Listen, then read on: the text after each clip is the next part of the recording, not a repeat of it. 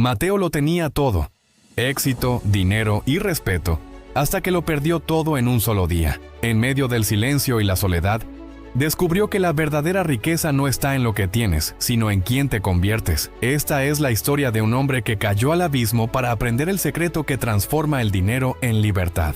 Quédate hasta el final. Esta lección puede cambiar tu forma de ver la vida. Cartagena no eran solo las murallas bañadas por el sol del atardecer. Eran dos ciudades. La de arriba, la de Mateo, era de cristal y acero, de yates blancos que cortaban el azul turquesa. Mateo respiraba ese aire enrarecido de éxito. Era el arquitecto estrella, el tiburón de la bahía, le decían. Sus proyectos eran monumentos a la modernidad, fríos, imponentes y obscenamente rentables. Su vida era una agenda llena. Reuniones donde su palabra era ley. Cenas donde el vino costaba más que el salario de un mes de la gente que, bajo el sol inclemente, mezclaba el cemento de sus edificios. El tiempo es dinero, Ramiro, solía decir, golpeando el escritorio de caoba con su pluma de oro. Y yo no tengo tiempo para perder en pequeñeces. Pero los cimientos de su imperio personal eran de arena. Una mala inversión, apalancada por la arrogancia. Un socio que desapareció en la noche llevándose consigo la confianza y la liquidez. Una crisis global que nadie vio venir, o que quizás todos vieron y él, cegado por su propia luz, decidió ignorar. El teléfono empezó a sonar con un tono diferente. Ya no eran llamadas de felicitación, eran de cobro. Las sonrisas en los cócteles se volvieron muecas incómodas. Los amigos de sobremesas largas empezaron a cruzar la calle cuando lo veían venir. El castillo de naipes se derrumbó con una velocidad aterradora. Primero fue el auto deportivo, luego la oficina del piso 30 con sus vistas al océano. Finalmente, el apartamento que era su símbolo de triunfo. La última caja de cartón que sacó sonaba hueca, casi vacía, igual que él. Salió de ese edificio de mármol pulido por la puerta de servicio. No como el rey que había sido, sino como un fantasma avergonzado. El sol de Cartagena picaba igual, pero ahora quemaba su piel, ya no la bronceaba. El olor del mar ya no era una promesa de lujo y brisa. Olía a sal estancada y a redes viejas. Mateo se encontró en una pequeña habitación alquilada en el corazón de Getsemaní. Lejos de las luces frías de Boca Grande, aquí las paredes sudaban humedad y la música de la calle se colaba por las rendijas hasta el amanecer. Las primeras semanas fueron una niebla densa de incredulidad y vergüenza. El orgullo es un veneno pesado, y Mateo estaba intoxicado de él. Miraba sus manos, suaves, cuidadas. Manos que solo habían firmado cheques y sostenido copas. Ahora descubría con pánico, no servían para nada. Descubrió el hambre real. No el apetito ligero antes de una cena de gala, sino el vacío que duele en el estómago. La ansiedad de no saber si habría comida mañana. Contaba monedas, evitaba los espejos. El Mateo que conocía, el tiburón, había muerto. Lo que quedaba era un hombre asustado, un cascarón tembloroso. Una noche, la lluvia tropical golpeaba el techo de lámina como un tambor de guerra. Se sentó en el borde de la cama estrecha. El fracaso era un sabor metálico en su boca. ¿Para qué seguir? Si la medida de un hombre era lo que poseía, él ya no era un hombre. Era cero, una nada, era invisible.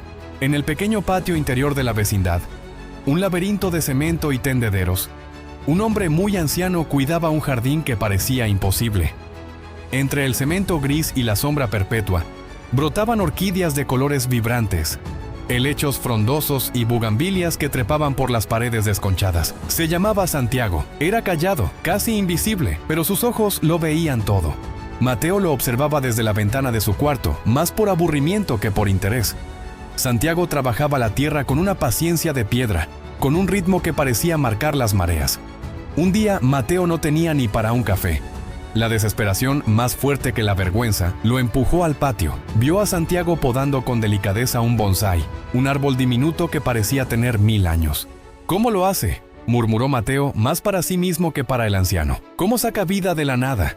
Santiago levantó la vista, sus ojos arrugados y sorprendentemente claros.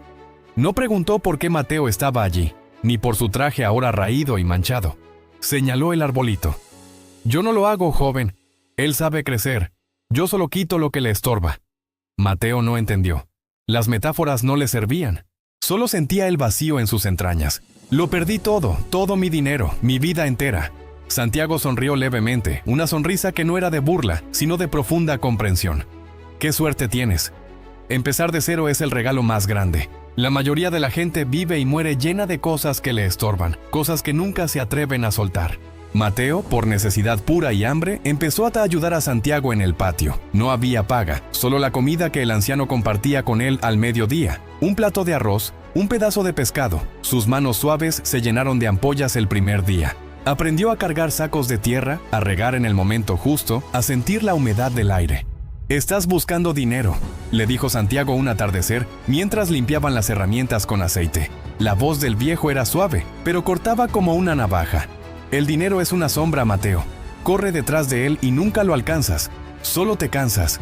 Entiende cuál es el objeto que proyecta esa sombra y la sombra te seguirá a donde vayas». Mateo se detuvo, el trapo sucio en la mano. El sudor le picaba en los ojos. «No entiendo. ¿Y cuál es el objeto?». Santiago golpeó suavemente el pecho de Mateo con un dedo nudoso. «El valor. El dinero no es riqueza. El dinero es solo la herramienta que usamos para intercambiar valor. El mundo, el universo, Dios, llámalo como quieras, te pagará exactamente en proporción al valor que tú le entregues». «Yo entregaba valor», replicó Mateo con un eco de su antigua soberbia. «Construía edificios gigantes, daba empleo. Construías espejos para el ego», corrigió Santiago sin alzar la voz. «Por eso se rompieron tan fácil. No construías hogares, construías inversiones, no sembrabas nada que durara. ¿Sabes cuál es el secreto de los hombres que construyen de verdad? De esos que llamas millonarios. No los que heredan o los que estafan, sino los que crean. Ellos no aman el dinero. Aman el proceso de crear valor. Aman el juego. El dinero es solo el aplauso al final de la obra. Tú estabas obsesionado con el aplauso y te olvidaste de actuar». Esa idea fue una semilla en la tierra seca de la mente de Mateo. Dejó de pensar en recuperar su oficina en el piso 30. Dejó de soñar con el auto deportivo. Empezó a mirar sus manos, ahora callosas y teñidas de tierra. Empezó a mirar el jardín. Vio la necesidad a su alrededor. Vio su propio patio. Getsemaní era hermoso, pero caótico. Los patios interiores de las casas coloniales estaban llenos de escombros. Las fachadas necesitaban color. Con las herramientas prestadas de Santiago, Mateo se ofreció a arreglar el jardín de una vecina, una mujer mayor que vendía dulces en la puerta. Se ofreció gratis, solo por la práctica, por la comida. El trabajo fue brutal. Sus músculos, acostumbrados al aire acondicionado, gritaban. Tuvo que sacar piedras, mover escombros de antiguas construcciones, pelear con la tierra salada. Pero cuando terminó, esa esquina gris y olvidada se llenó de vida. Sembró albahaca y hierbabuena. Colgó una enredadera. La vecina lloró de alegría. Le dio un plato de arroz con coco y camarones y le ofreció unas pocas monedas, todo lo que tenía. Eran casi nada, pero pesaban en su mano más que todos los cheques de millones que había firmado. Santiago lo observaba desde una esquina. «El primer aplauso», dijo y asintió. Mateo encontró el ritmo en el trabajo físico. Descubrió algo nuevo. Se despertaba antes del sol, no por la alarma de un reloj caro, sino por el hábito. Ya no miraba el reloj para ver cuánto faltaba para la cena elegante. Miraba el sol para ver cuántas horas de luz le quedaban. Descubrió la disciplina, no la disciplina impuesta por una agenda llena, sino la disciplina interna, el compromiso de terminar lo que empezaba. El orgullo de la obra bien hecha, aunque nadie la viera. Empezó a cobrar. Poco, lo justo. Pero el valor que entregaba era inmenso. No solo arreglaba jardines, devolvía la dignidad a los espacios. Usaba sus conocimientos olvidados de arquitecto no para levantar torres de cristal, sino para optimizar la luz en un patio pequeño, para crear ventilación natural con las plantas correctas, para sembrar aquellas que ahuyentaran los mosquitos. La gente empezó a llamarlo, ya no era el tiburón, era Mateo, el de las plantas. Pasó 1 año, 2. Su cuerpo cambió, estaba más delgado pero fuerte. Su piel curtida por el sol. Sus manos eran mapas de trabajo duro. Una tarde, mientras descansaba con Santiago bajo la sombra de un mango que habían sembrado juntos, Mateo hizo cuentas en una libreta vieja. Había ahorrado. No era mucho, pero era suyo. Era sólido. Cada moneda ganada con sudor. Sigo sin entender algo, Santiago. Trabajo cada día. La gente valora lo que hago. Pero estoy lejos, lejísimos de lo que tenía. El secreto no puede ser solo trabajar duro. Todos aquí trabajan duro, más que yo. Santiago estaba regando el bonsái.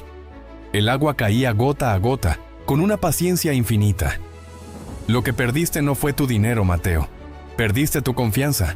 Y la buscaste en el lugar equivocado, en los bancos, en los aplausos de otros, en el reflejo de tus edificios. El verdadero millonario, el que nunca puede quebrar, es el que tiene su riqueza aquí, dijo Santiago tocándose la sien. Y aquí, tocándose el pecho. ¿Qué es esa riqueza?, preguntó Mateo sintiendo que estaba al borde de entender. Es la certeza absoluta, la fe inquebrantable de que, si te quitan todo mañana, si te dejan desnudo en medio de la nada, tú tienes la capacidad, la disciplina y el conocimiento para volver a construir valor desde cero. Tú no tenías dinero, Mateo. El dinero te tenía a ti. Te poseía. Por eso, cuando se fue, te sentiste vacío. El secreto es que el dinero no es un qué, es un resultado. El secreto es convertirte tú en la fuente. La riqueza no es tu cuenta bancaria. La riqueza es tu mentalidad. Mateo meditó en esas palabras durante semanas. Las repetía mientras arrancaba malas hierbas, mientras cargaba sacos de tierra, mientras el sudor le nublaba la vista. El secreto es convertirte tú en la fuente. Se dio cuenta de que su identidad anterior, el tiburón de la bahía, no era una fuente, era un sumidero. Consumía prestigio, consumía admiración, consumía dinero y siempre tenía hambre de más. Siempre había tenido miedo. Miedo a no ser suficiente, miedo a perderlo todo, miedo a que descubrieran que, debajo del traje italiano, no había nada sólido. Y su miedo se había hecho realidad. Ahora, este nuevo Mateo, el jardinero, el hombre que olía a tierra y a sol, estaba construyendo algo sólido. Con cada ampolla que se convertía en callo, con cada músculo adolorido, sentía una certeza que ningún cheque le había dado jamás. Si una plaga mataba sus plantas, sabía cómo preparar la tierra y volver a sembrar. Si una herramienta se rompía, sabía cómo repararla. Si un cliente no le pagaba, sabía que su habilidad y su reputación, construida en el trabajo honesto, le conseguirían 10 clientes más. Ya no dependía de un socio fraudulento, ni de un mercado volátil, ni de la sonrisa de un banquero. Dependía de sus manos, de su mente y de su voluntad. Esta certeza lo cambió todo. Fue como si Santiago le hubiera entregado la llave de su propia celda. Dejó de ahorrar por miedo a la pobreza. Empezó a invertir, no en la bolsa de valores, no en promesas de papel. Invirtió en sí mismo, la única inversión que nadie podía quitarle. Con el dinero que ganaba, compró mejores herramientas. No por lujo, sino por eficiencia. Unas tijeras de podar japonesas, cuyo acero cortaba las ramas como si fueran mantequilla, permitiendo que la planta sanara más rápido. Un pequeño motocultor que le ahorraba días de trabajo en tierras compactadas. Vio cada herramienta no como un gasto, sino como una extensión de su capacidad para crear valor. Se inscribió en un curso de carpintería por las noches, en una pequeña escuela de artes y oficios escondida en una calle G4. Al principio fue humillante. Sus manos, ahora fuertes para el trabajo de tierra, eran torpes con el formón y el serrucho. La madera se astillaba, las medidas le quedaban mal, el olor a serrín y cola se mezclaba con su frustración. El antiguo Mateo habría renunciado al primer error. Pero el jardinero sabía que las cosas buenas toman tiempo. Perseveró. Noche tras noche aprendió a leer la veta de la madera, a sentir su tensión, a respetar el material. Semanas después, construyó su primera pieza, una simple jardinera de madera de teca. Era sólida, estaba bien lijada y perfectamente ensamblada. La miró y sintió el mismo orgullo que sintió con su primer jardín. El orgullo de haber creado algo útil y bello de la nada. Ahora no solo instalaba plantas, diseñaba y construía las macetas, las pérgolas que daban sombra, los bancos que se integraban al paisaje. Su valor se había multiplicado. Pronto el trabajo fue demasiado para un solo hombre, pero no buscó empleados, buscó aprendices.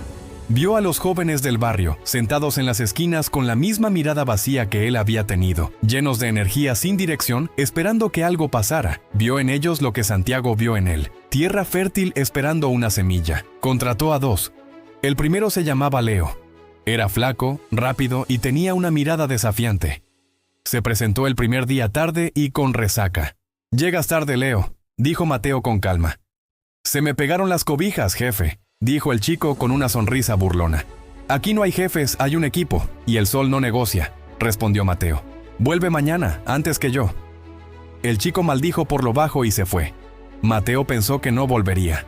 Pero a la mañana siguiente, cuando Mateo llegó al patio taller a las 5 de la madrugada, Leo estaba allí, sentado en la puerta, tiritando de frío. Mateo asintió. «Bien, lo primero que aprenderás es a cargar». Les enseñó el oficio desde cero.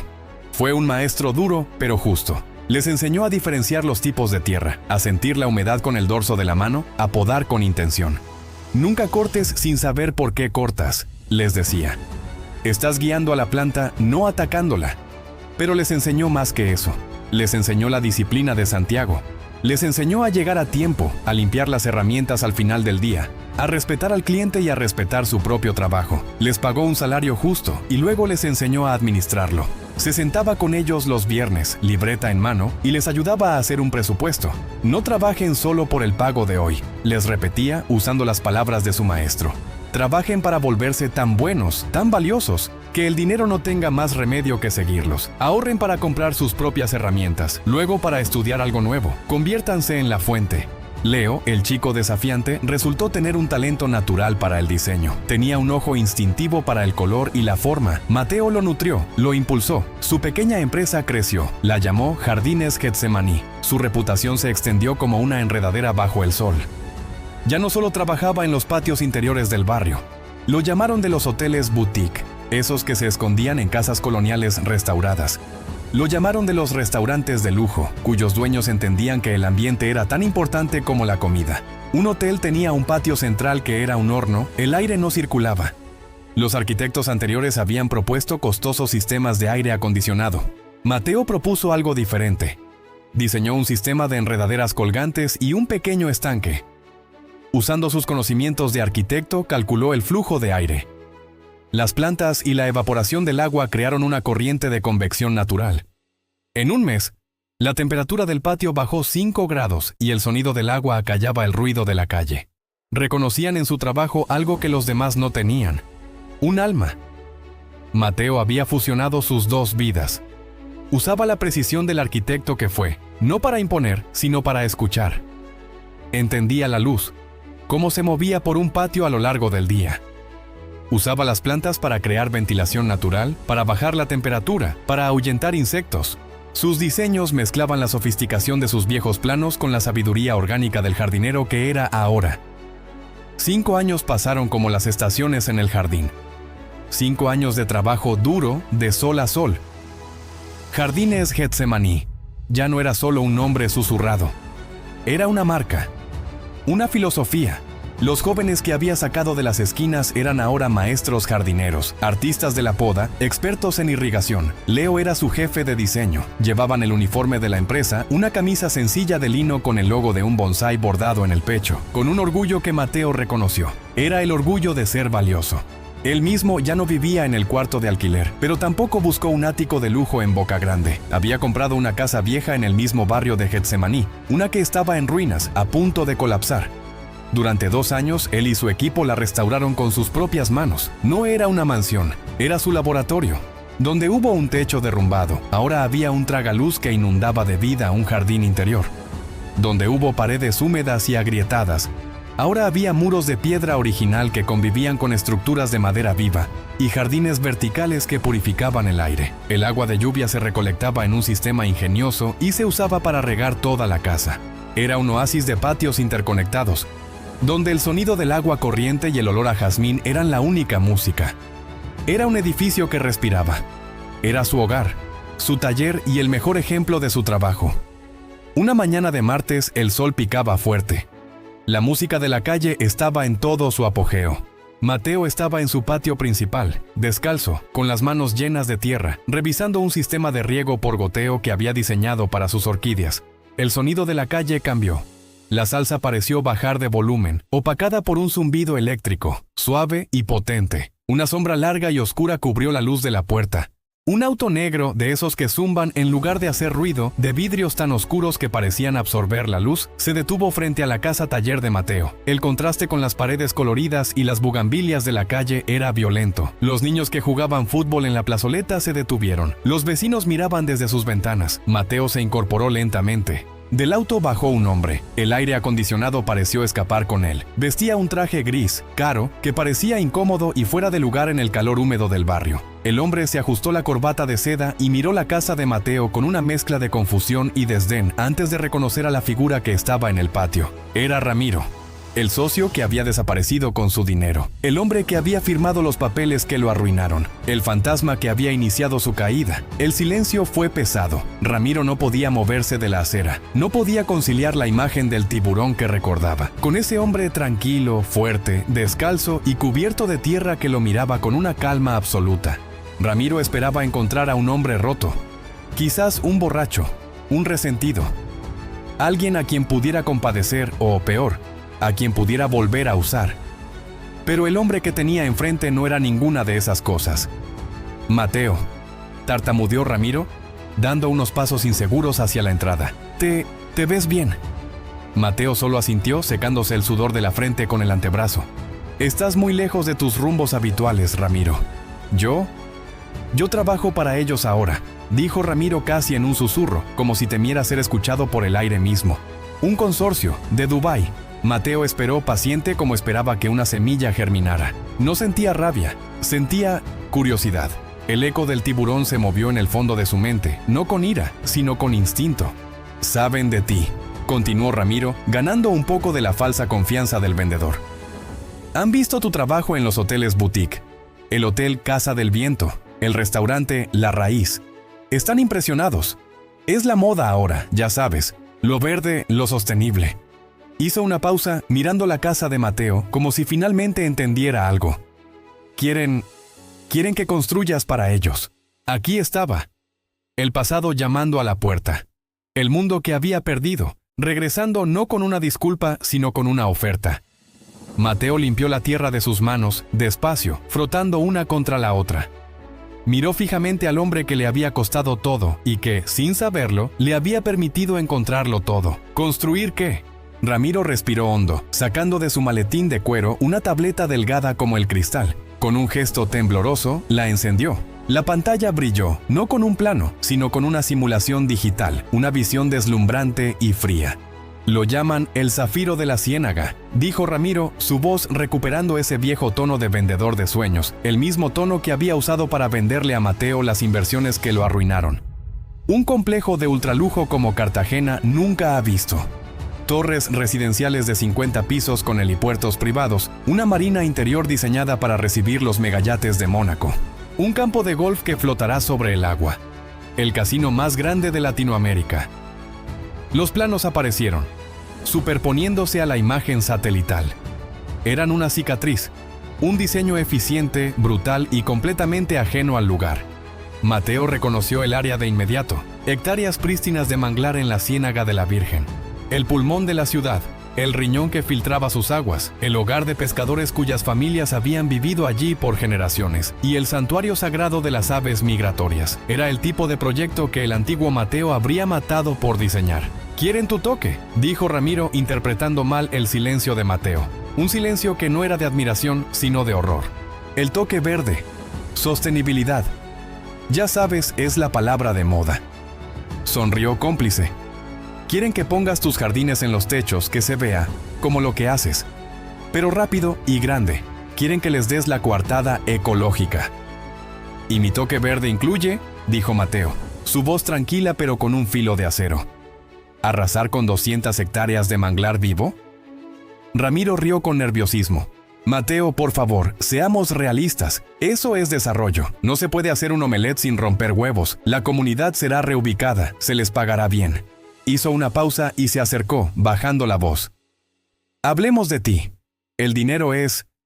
Mateo, es indecente. Recuperarías 10 veces lo que perdiste. 10 veces en un solo proyecto. Hablamos de un contrato de 9 cifras, Mateo. 9 cifras. Solo por tu firma y tus diseños. Tu nombre en cada revista. De vuelta en la cima. Es justicia. Es lo que te mereces después de lo que... Bueno, después de lo que pasó. El tiburón olió la sangre en el agua. El eco del poder, el rugido de la ambición. Era una droga potente, olvidada pero instantáneamente adictiva. Sintió el tirón de esa vieja identidad, la sed de volver a la cima, de demostrarles a todos los que le dieron la espalda que había regresado. Podía ver su nombre en las revistas de arquitectura. Podía sentir el peso de un reloj suizo de oro en su muñeca otra vez. Podía saborear el vino caro y el silencio de admiración cuando entrara en una habitación. No era esto por lo que había luchado. No era la oportunidad de borrar la humillación. la vergüenza de las manos sucias y las monedas contadas. Y entonces sintió también la tierra fresca y húmeda bajo sus pies descalzos. Vio el rostro de Santiago, arrugado por el sol y la sabiduría. Construías espejos para el ego. Miró a Ramiro y por primera vez no vio a un traidor. Vio a un hombre débil, un esclavo. Un hombre que seguía persiguiendo la sombra, aterrorizado de que la luz lo alcanzara y revelara su vacío. «Lo pensaré», dijo Mateo y le devolvió la tableta. «No hay tiempo», insistió Ramiro, su pánico evidente. «Los inversionistas están aquí. Vuelan de regreso esta noche. Quieren verte en 1 hora en el Hotel Santa Clara». «Entonces tendrán que esperar», dijo Mateo. «Estoy regando mis plantas».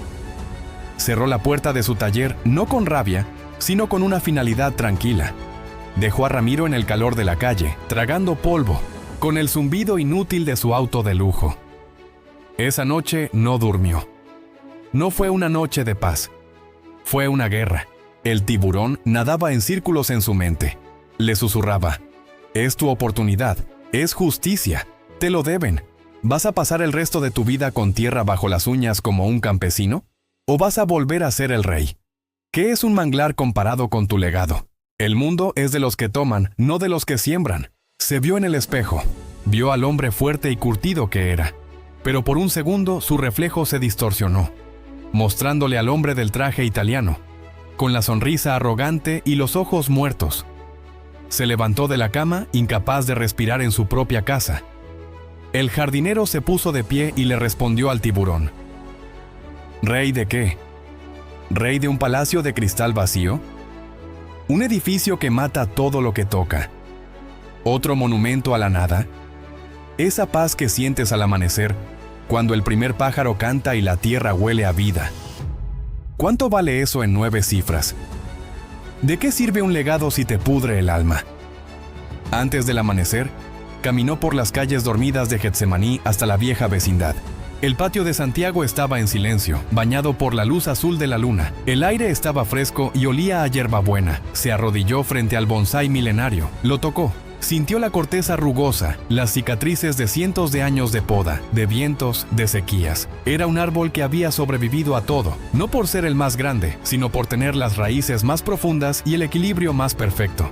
Recordó la voz de Santiago, tan clara como el agua: «Vas a podar tu ego, Mateo. Es la rama que crece demasiado y le quita la luz al resto del árbol. Es la rama que tienes que cortar para encontrar tu verdadera forma». Tomó una decisión. Iba a podar su pasado. Horas después entró al Hotel Santa Clara. No se cambió. Llevaba su camisa de lino de trabajo, pantalones de drill y sus botas de trabajo, aún con polvo seco. Atravesó el lobby de mármol bajo la mirada horrorizada de los turistas y el botones. La sala de conferencias tenía el aire acondicionado tan frío que helaba los huesos. Ramiro estaba allí, sudando a pesar de la temperatura. Junto a él, 2 ejecutivos, un hombre y una mujer, con trajes impecables que costaban más que el alquiler de un año en Getsemaní. Lo miraban como si fuera un bicho raro. «Señor Hernández», dijo el hombre con un acento británico afilado. «Llega tarde. Ramiro nos dice que usted es el mago verde. Esperamos que esta excentricidad rústica tenga un punto». Mateo no se sentó. Caminó directo hacia la enorme ventana panorámica que miraba al mar, dándoles la espalda. «No voy a hacer esto», dijo Mateo con calma. Ramiro palideció y se levantó de un salto. «Mateo, por favor. No entiendes la oportunidad. No hemos discutido los números. Ellos están dispuestos a...». «Ustedes no entienden», lo cortó Mateo dándose la vuelta. Su voz no era alta, pero llenó la habitación con una autoridad que no venía del dinero, sino de la certeza. «Ustedes quieren poner una cicatriz de vidrio en el corazón del manglar. Quieren construir algo muerto. Yo no hago eso». «¿Perdón?», dijo la mujer ofendida. «¿Sabe con quién está hablando? Somos los dueños del futuro de esta ciudad». «Ustedes no son dueños de nada», replicó Mateo. «Son inquilinos igual que yo, y su plan de construcción es estúpido». El silencio fue total. Ramiro parecía a punto de desmayarse. «Es ignorante», continuó Mateo acercándose a la mesa. «Yo conozco esa ciénaga, conozco el viento, conozco el agua, conozco a la gente que vive allí. Lo que ustedes proponen en esa tableta es un desastre. Es un edificio arrogante. En 10 años, el salitre habrá corroído sus cimientos de acero importado. La humedad pudrirá sus acabados de lujo.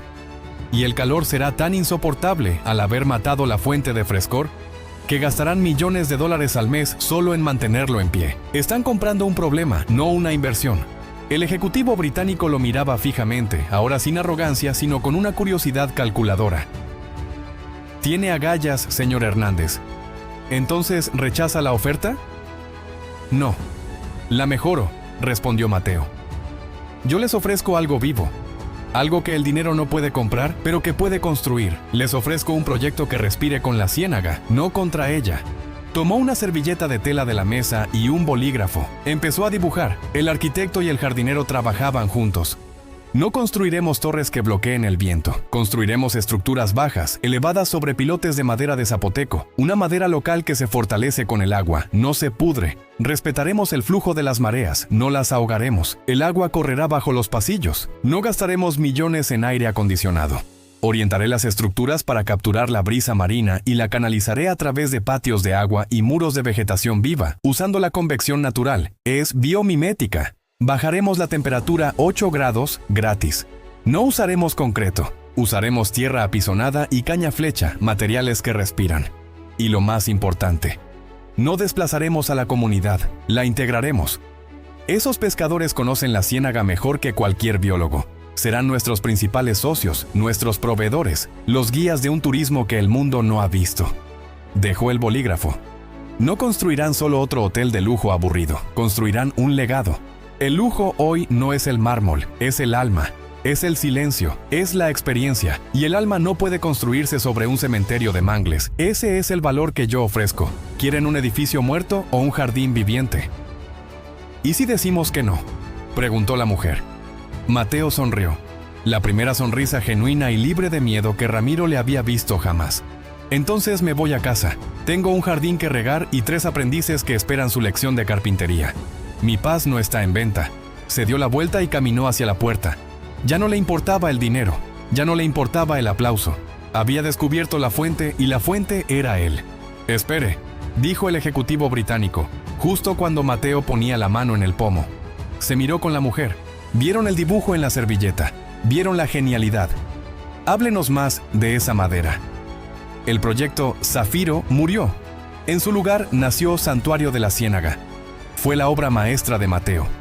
Tardó 4 años, y no fue fácil, fue una guerra. Cada día era una batalla contra el departamento de contabilidad del consorcio. «El pino importado es más barato que esa madera de zapoteco», gritaba un contador desde Londres. «Me da igual. Usaremos zapoteco», respondía Mateo. «Mover ese cimiento cuesta $1 millón. Me da igual. El manglar estaba allí primero. El edificio se moverá». Mateo fue un muro. No cedió ni un centímetro en su visión. Cuando se inauguró, el mundo de la arquitectura quedó en silencio. No era un edificio, era un ecosistema. Ganó todos los premios imaginables. Pero a Mateo no le importaba eso. Le importaba que la comunidad de pescadores ahora manejaba el turismo ecológico. Le importaba que el manglar alrededor del proyecto estaba más saludable que antes. Mateo se volvió, sí, millonario, más rico de lo que jamás soñó ser. Pero el dinero ya no era su amo, era su herramienta. Usó esa fortuna para crear una fundación. Compró 10 casas en ruinas en Getsemaní y las convirtió en la Escuela Taller de la Tierra. Un lugar donde los jóvenes del barrio no solo aprendían jardinería y carpintería, sino arquitectura sostenible, finanzas del jardinero, invertir en la raíz, no en la flor, y filosofía del bonsái. Ramiro, por cierto, fue despedido por el consorcio por haber manejado tan mal la negociación inicial. Un año después apareció en la puerta de la escuela, flaco, el traje caro desaparecido, reemplazado por ropa gastada. No miró a Mateo a los ojos. «No quiero dinero, Mateo», dijo, su voz quebrada. «Lo perdí todo, otra vez. Solo quiero aprender a construir algo que no se rompa». Mateo lo miró un largo rato. Luego fue a la bodega y le trajo una pala. «Bien, empieza por sacar esos escombros, el sol no negocia». La historia de Mateo no termina en una oficina con vistas al mar. Termina aquí, al amanecer, en el patio de Santiago. El bonsái milenario está frente a él. Ahora es su turno de cuidarlo. Con unas tijeras pequeñas y precisas, poda una rama minúscula, una que crecía hacia adentro, quitándole luz al resto del árbol. La corta, y el árbol, de repente, revela su verdadera forma. Él descubrió el gran secreto. No es una fórmula mágica, es una transformación interna. El secreto de los verdaderos constructores, de aquellos que crean riqueza duradera, no es que sepan cómo acumular, es que saben cómo crear valor. Entendieron que el dinero es solo una consecuencia, un eco, una sombra del valor que proyectas al mundo. Aprendieron a dejar de perseguir la sombra y se concentraron, con una disciplina implacable, en convertirse en la fuente de luz. El secreto es que la verdadera riqueza no es tener tanto que no puedas perderlo. La verdadera riqueza es perderlo todo, quedarte en cero, mirar tus manos vacías y saber, con una certeza absoluta que te quema el pecho, que tienes la capacidad, la disciplina y el conocimiento para volver a construirlo todo. Porque la riqueza no está en tu cuenta bancaria, está en tu mente, está en tu disciplina y está en el valor que entregas con tus manos al mundo.